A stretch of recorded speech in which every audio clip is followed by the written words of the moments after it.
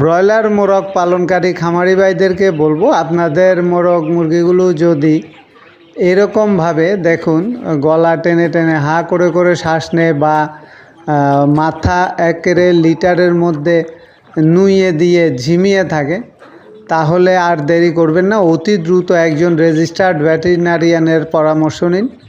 CRD, সিসিআরডি বা রানীক্ষেতের জন্য এরকম লক্ষণগুলো দেখা দিতে পারে।